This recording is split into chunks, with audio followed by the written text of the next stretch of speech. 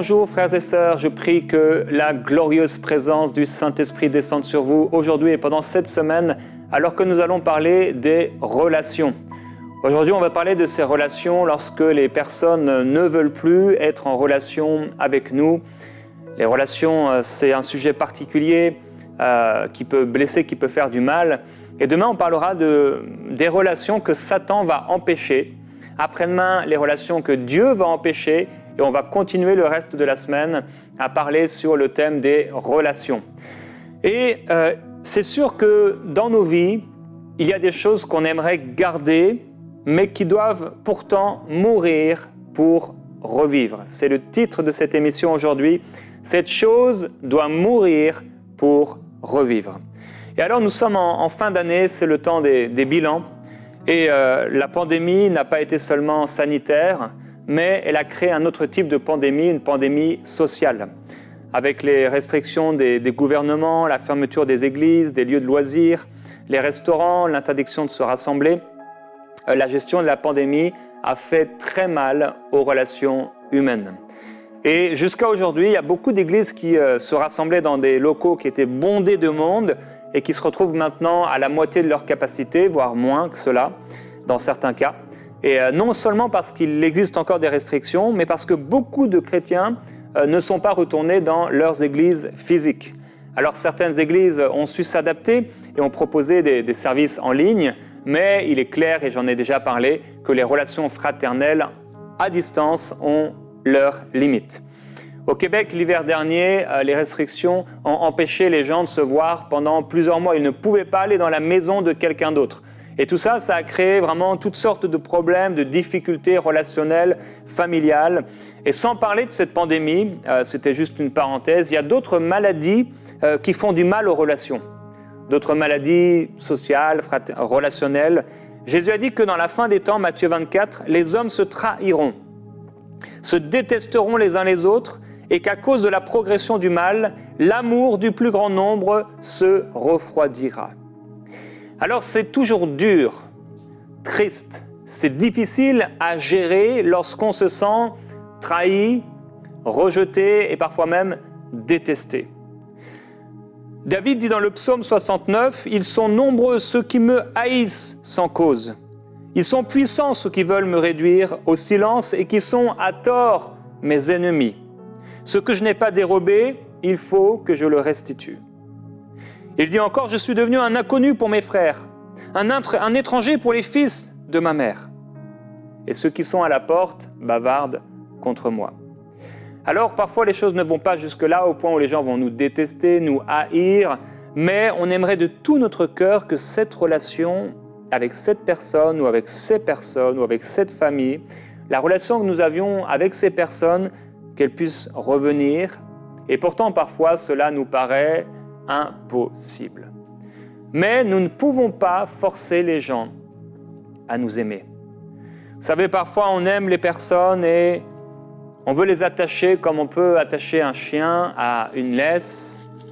On le prend, on lui met un collier et on voudrait que les gens puissent ne pas se détacher de nous. On aimerait « reste avec moi, reste avec moi !» et les gens veulent s'en aller. Alors, plusieurs fois dans le Nouveau Testament, le Seigneur nous encourage non seulement à être en paix les uns avec les autres, mais à vivre en paix les uns avec les autres. Et on a beaucoup d'encouragements, perfectionnez-vous les uns les autres, consolez-vous les uns les autres, ayez un même sentiment, vivez en paix, et le Dieu d'amour et de paix sera avec vous. Mais comment les uns pourraient-ils perfectionner les autres s'ils refusent de leur parler? Parfois, malheureusement, les blessures que nous avons, blessures relationnelles, nous amènent à établir des principes qui nous éloignent des personnes que Dieu avait pourtant amenées dans nos vies. Quoi qu'il en soit, il y a parfois des relations que nous devons semer pour qu'elles puissent revivre. Et dans ce cas, nous devons prendre la décision de mettre sur l'autel cette relation et faire confiance à Dieu pour la suite. Nous semons cette relation et Dieu seul peut la faire revivre si c'est sa volonté. Paul dit sans prendre de pincettes, insensé, 1 Corinthiens chapitre 15, verset 36, c'est le verset du jour. « Insensé, ce que tu sèmes ne reprend pas vie s'il ne meurt. » Parfois, les gens ne veulent pas vivre en paix avec nous. Ils sont capables d'être en paix avec nous, mais ils ne veulent pas vivre en paix avec nous. Et il y a une différence entre être en paix avec quelqu'un et vivre en paix avec lui. C'est en effet facile d'être en paix avec tout le monde, mais c'est beaucoup plus difficile de vivre en paix entre nous. Et on peut donc s'accrocher autant qu'on peut aux gens, mais ou les accrocher à nous, ou essayer de les tirer vers nous, mais on doit accepter que parfois, il faut les laisser aller.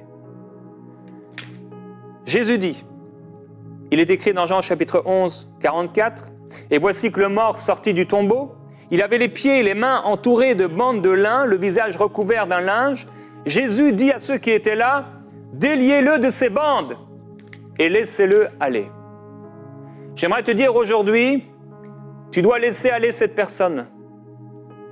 Peut-être c'est dur, peut-être c'est difficile, mais tu dois la laisser aller.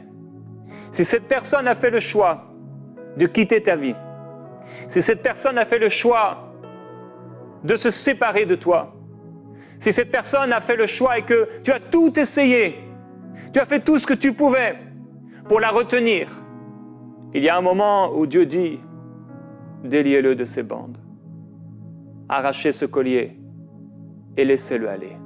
Je ne dis pas que c'est toujours le cas et que c'est toujours le moyen que Dieu va utiliser, mais je dis que parfois dans nos relations, lorsqu'une personne ne veut plus être en relation avec nous, vivre en paix avec nous, il y a parfois des temps où nous devons être capables de mettre cette personne sur l'autel et faire confiance à Dieu. Parfois, vous savez, les gens vont s'accrocher à l'autre, ils s'accrochent et ils s'accrochent et ils peuvent même entourer les gens et les accrocher, mais ça peut faire mal. Ça peut être dangereux. Ils s'accrochent, ils essayent. Et en fait, à chaque fois, ils réalisent, à chaque fois que je m'accroche à cette personne, à chaque fois que j'essaie de la ramener, c'est encore pire qu'avant. Et il y a des fois, c'est vrai, dans nos vies, où on doit laisser aller les gens et détacher la laisse, détacher le collier, détacher les bandes et le laisser aller. Mais comment on va le laisser aller? Dans la foi. Comme Abraham qui offre son fils Isaac, il le dépose sur l'autel et il croit que Dieu est capable de le ressusciter. Lazare a dû mourir pour revivre. Et après cette expérience, c'est clair qu'il ne fut plus jamais la même personne. Parfois, malheureusement, il faut laisser aller les gens jusque là où ils veulent aller. Et s'ils doivent se retrouver à manger et à espérer manger la nourriture des cochons, il faut les laisser aller. Depuis notre résurrection spirituelle avec Christ, on n'est plus les mêmes personnes. Et de la même façon, il y a des relations qui doivent passer par la mort pour pouvoir ressusciter. Jésus dit, déliez-le de ses bandes et laissez-le aller. Il y a à quelqu'un, Dieu dit aujourd'hui, laisse-le aller. C'est dur, mais tu dois le laisser aller. Il y a des relations que tu dois laisser aller. Combien même tu estimes qu'elles peuvent vivre. Il y a des personnes que tu dois relâcher et ne plus essayer de retenir. Tu dois délier ces bandes. Tu dois te détacher ce collier. En t'agrippant à ces personnes, tu risques de les brusquer, de leur faire plus de mal que de bien, et de faire plus de mal que de bien à cette situation. On ne doit pas oublier que les blessures relationnelles sont parfois plus dures à vivre que les relations ou que les problèmes, que les blessures, physiques. Alors à son époque, Paul avait beaucoup encouragé un homme qui s'appelle Apollos à accompagner ses frères qui se rendaient chez les Corinthiens, mais il est dit qu'Apollos, il refusa. En tout cas, Paul dit, ce n'était décidément pas sa volonté de le faire maintenant. Paul aurait pu essayer de le convaincre, il aurait pu essayer de l'attacher, de le contraindre d'y aller. Il aurait pu crier, il aurait pu pleurer, il aurait pu passer par la tristesse et par la colère, mais il a fait le choix d'accepter sa décision.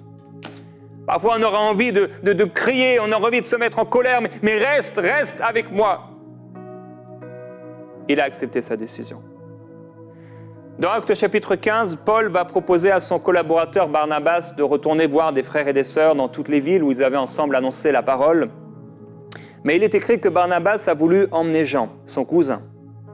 Cependant, Paul, il estimait qu'il ne fallait pas prendre avec eux celui qui les avait laissés, qui les avait quittés depuis un certain temps et qui ne les avait pas accompagnés dans leurs tâches.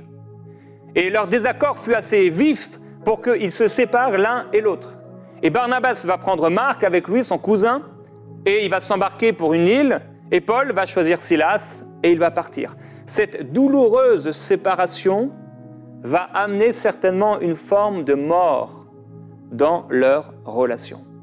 Mais on voit pourtant que plus tard, ce même Paul qui ne voulait pas de Marc, va appeler Marc et va dire de sa bouche, « Il m'est fort utile pour le ministère ». Il va même l'appeler son collaborateur. Cette relation a vécu une sorte de résurrection. Et je crois que Dieu est capable de ressusciter les morts et de ramener à la vie des ossements desséchés.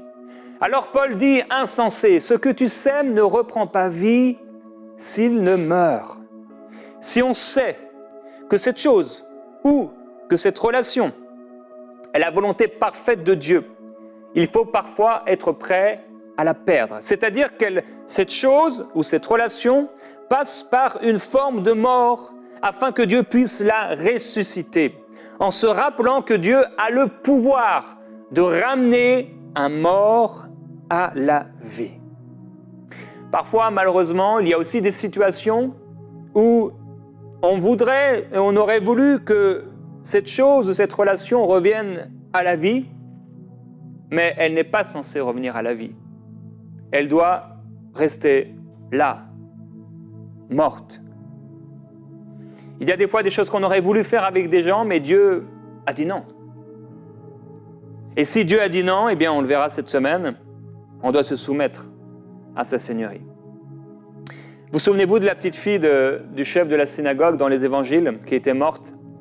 Arrivée à la maison, tous pleuraient et se lamentaient sur elle. Alors Jésus dit, ne pleurez pas, elle n'est pas morte, mais elle dort. Et tout le monde se moquait de lui, sachant qu'elle était morte. Comme Lazare qui dormait pour Jésus, l'enfant dormait. Et cette relation peut te paraître morte, mais en fait, elle dort tout simplement. Laisse cette relation se reposer. Laisse cette relation sur l'autel. Pour toi, c'est une forme de mort. Pour elle, c'est une forme de mort. Mais pour Jésus, cet enfant n'est pas morte, mais elle dort. Cette relation n'est pas morte, mais elle dort. Mais toi, tu dois la laisser mourir. Toi, tu dois la laisser sur l'autel. Quand Abraham a levé la main sur son fils Isaac, qu'il avait installé sur l'autel, il a enlevé les chaînes d'amour qui le retenaient à lui, non pas qu'il ne l'aimait plus, mais il a enlevé ces chaînes paternelles au point d'être prêt à faire mourir son fils, à se détacher de son fils. Et quand il a levé la main et le couteau sur son fils qu'il avait installé sur l'autel, celui-ci, Isaac, était déjà mort dans le cœur de son père. Et il le retrouva par une forme de résurrection. Il n'est pas écrit qu'Abraham était prêt à offrir son fils, ou encore qu'il s'apprêtait à offrir son fils. Mais il est écrit qu'il offrit Isaac. Hébreux 11, c'est par la foi qu'Abraham offrit Isaac lorsqu'il fut mis à l'épreuve et qu'il offrit son fils unique. Dans le cœur d'Abraham, il l'avait déjà offert. C'était une chose qui était faite. Isaac était déjà mort dans le cœur de son père, mais il avait l'espérance d'une résurrection. Si Dieu t'a fait une promesse, tu dois accepter de relâcher et d'offrir cette personne ou cette chose à Dieu. Et c'est un message très prophétique pour beaucoup aujourd'hui. Et dans un autre sujet, je crois que ceux qui sont appelés au ministère de la parole, c'est une parenthèse, doivent un jour faire le choix d'offrir leur ministère et leur appel à Dieu. Et d'ailleurs, pas seulement ceux qui sont appelés au ministère, mais à un service particulier. Certaines personnes serrent leur ministère très fort. Ils s'attachent à leur ministère, ils peuvent s'attacher à ce ministère. Et non, je le sers, c'est comme un objet très précieux qu'ils gardent et ils sont prêts à tout pour que ce ministère ne tombe pas. Ils s'affolent, ils s'excitent, ils gesticulent beaucoup de peur de rater une opportunité ministérielle, comme s'ils avaient la capacité de se oindre eux-mêmes. Mais c'est l'inférieur qui est béni par le supérieur. Et il faut être prêt à mettre l'appel que nous avons reçu sur l'autel du sacrifice et de la consécration quand Dieu nous appelle à le faire. Oui, souvent, Dieu va faire en sorte que ceux qui sont trop attachés à leur ministère puissent arriver à un moment où, Seigneur, je te donne ce ministère. Quand il y a des choses qui prennent trop de place dans nos cœurs et dans nos vies, Dieu va faire en sorte qu'on puisse lui les donner, afin qu'il n'y ait aucune idole entre Dieu et nous. Et certains ministères, certaines personnes ne pourront jamais aller plus loin parce qu'ils retiennent de toute leur force des choses qu'ils doivent lâcher à Dieu par la foi. Parfois encore, il ne s'agit pas de relations, mais il s'agit d'une opportunité financière, comme un meilleur travail, une meilleure maison, parce que ce n'est pas le temps d'y entrer. On doit aussi semer des finances. Et si Isaac n'avait pas semé en plein désert quelque chose qui lui coûtait, s'il avait mangé sa semence, il serait peut-être mort de faim. Mais son père lui avait montré l'importance du sacrifice. L'importance d'être prêt à semer l'obéissance. Ce que pouvait faire l'obéissance dans la vie d'une personne fidèle. Alors aujourd'hui, je ne sais pas quelle est la chose que tu dois laisser mourir, je ne sais pas ce que Dieu t'appelle à mettre sur l'autel, mais si tu sais que c'est la bonne chose à faire, ne t'accroche pas à ce Lot, même s'il fait partie de ta famille, mais laisse-le aller. Ne t'accroche pas à un cadavre, mais laisse les morts ensevelir leurs morts. On m'a raconté dernièrement cette histoire, c'est quelque chose que faisaient les Romains. À leur époque, lorsque quelqu'un pouvait tuer une autre personne, ils attachaient le cadavre, donc le mort, au dos de la personne. Et ils cousaient le dos de la personne qui était morte avec le dos de la personne qui était vivante. Et qu'est-ce qui se passait? Eh bien, il y avait de la pourriture et cette personne qui avait tué l'autre mourait à cause de l'infection qui s'attachait à son corps. Ne reste pas avec un cadavre sur ton dos. Ne reste pas avec cette personne sur ton dos si elle veut partir. Laisse-la partir. Déliez-le et laissez-le aller. À un moment, cet homme a voulu suivre Jésus, l'ancien possédé, mais Jésus ne lui a pas permis. Mais il a dit, va raconter à ta famille. On parlera cette semaine de ces relations que Dieu ne permet pas. Aujourd'hui, ce sont ces relations que l'homme ne permet pas. Cette personne qui refuse de t'aimer, cette personne qui refuse ou qui a besoin de se mettre à l'écart pendant un temps, déliez-le et laissez-le aller. Après sa résurrection, parce que Jésus était lui-même la semence de sa propre résurrection, Pierre va se tourner vers Jésus parce qu'il va voir Jean. Et en le voyant, Pierre va dire à Jésus, « Et lui, Seigneur, que lui arrivera-t-il » Et Jésus lui dit, « Si je veux qu'il reste jusqu'à ce qu'il revienne, jusqu'à ce que je revienne, en quoi cela te concerne-t-il? Toi, suis-moi. Mon frère, ma sœur, ne t'inquiète pas de ce que les autres feront. Toi, obéis. Si cette chose doit mourir pour toujours, que la volonté de Dieu se fasse. Dis-le, si cette chose doit mourir pour toujours, que la volonté de Dieu se fasse. Si cette chose doit revivre à la résurrection des morts, seulement que la volonté de Dieu se fasse. Si cette chose doit revivre dans cette vie présente, que la volonté de Dieu se fasse. Qu'en toute chose, la volonté de Dieu puisse se faire. Aujourd'hui, dans ce temps de prière, c'est un temps où tu dois laisser Dieu être le Seigneur et le Maître, le Dieu de cette relation. Et alors que les larmes coulent peut-être, alors peut-être même que ton cœur saigne, alors que c'est trop dur et tu trouves cela injuste et profondément injuste.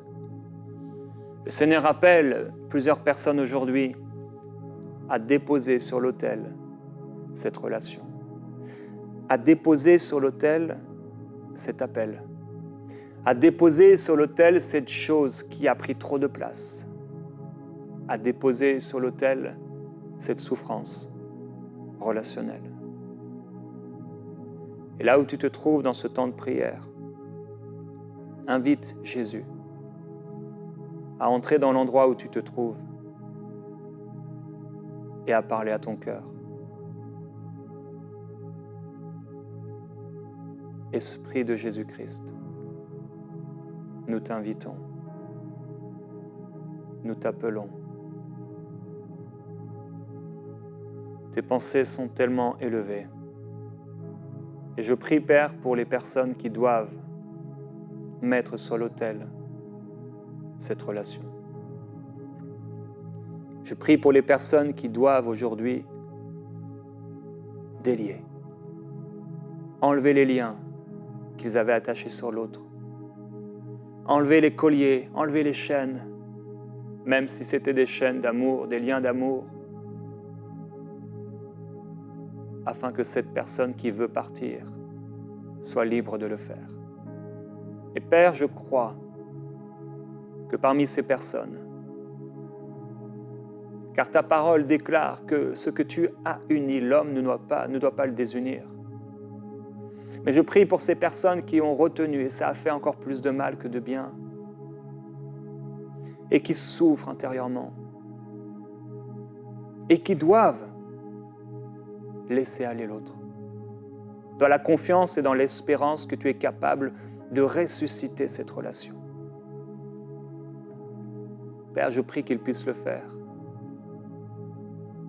Mon frère, ma sœur, s'il y a une personne que tu dois laisser aller dans ton cœur, et ce n'est pas défaitiste, ce n'est pas contraire à la foi, c'est justement parce que tu places toute ta foi en Dieu. Jusque-là, peut-être que tu as essayé par toi-même. Tu as fait tous tes efforts, tout ce que tu pouvais. Tu as même prié à ce sujet. Mais il y a un temps où tu dois t'enlever de la situation. Tu dois t'enlever. Et je prie, Père, pour cette personne. Donne-lui la force dans ce qui lui semble être une profonde injustice, de se retirer.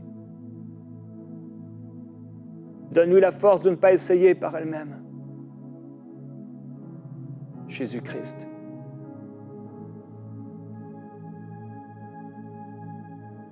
Là où tu te trouves, mon frère, ma sœur, que ton cœur soit touché. Oui. Je vois une femme qui pleure, qui pleure.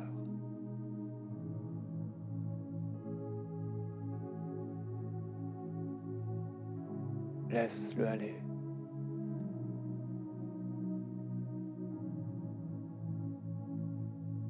Laisse-le aller. En faisant confiance à Dieu. Ne t'accroche plus à cette personne. Mais laisse-la aller. Saint-Esprit. C'est toi le maître des temps et des circonstances. C'est toi le Dieu de la réconciliation. C'est toi qui es le Dieu qui peut tout. Le Dieu qui ramène le cœur des pères vers les fils et les fils vers les pères. Tu es capable de fermer le chemin aux personnes qui sont venues pour détruire les mariages, les relations. Tu dis, voici, je te séduirai, je parlerai à ton cœur, je t'attirerai là dans le désert. Merveilleux Jésus, je te glorifie, Seigneur. Tu es capable de ressusciter ces relations brisées. Tu es capable de redonner vie à ce qui était mort. Père, je prie pour quelqu'un qui doit lâcher aujourd'hui ce qu'il a trop longtemps retenu. Quelqu'un qui a retenu le domaine des finances, le domaine des études, le domaine du travail, le domaine du service, le domaine des relations. Qu'il puisse le faire aujourd'hui. Et je prie, Père, alors qu'elle va passer par ce temps de deuil, que ce temps de deuil puisse venir. Il y a un temps pour pleurer, il y a un temps pour rire. Si c'est le temps pour pleurer, que cette personne puisse pleurer devant toi. Devant toi. Toi qui édifies, toi qui fortifies. Glorieux Jésus-Christ. Je prie pour ceux qui, comme David dit,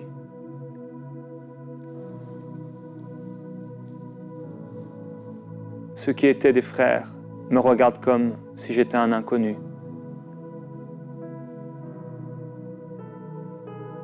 Glorieux Jésus-Christ, viens guérir leur cœur, viens les consoler, viens les fortifier, viens les remplir d'espérance et de joie.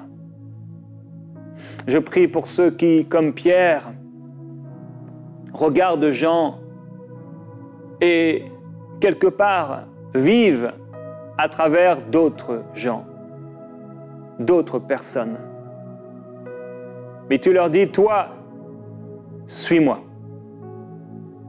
Dieu te dit, toi, suis-moi.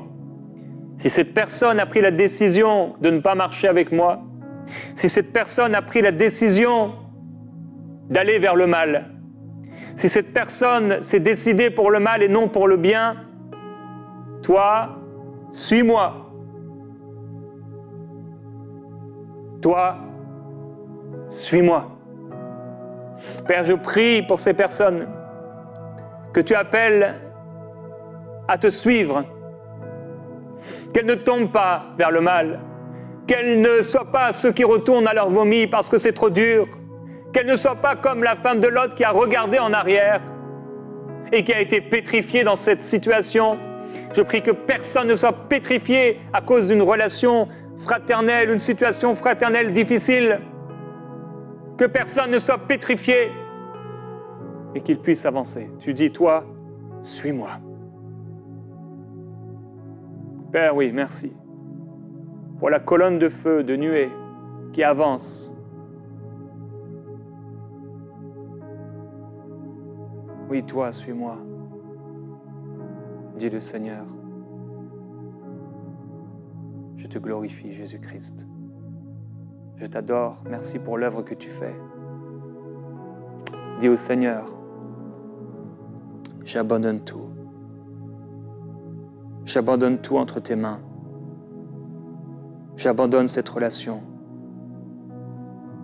Je te fais confiance. Je me retire de cette situation pour te laisser agir, toi qui peux toutes choses. Au nom de Jésus-Christ. Amen.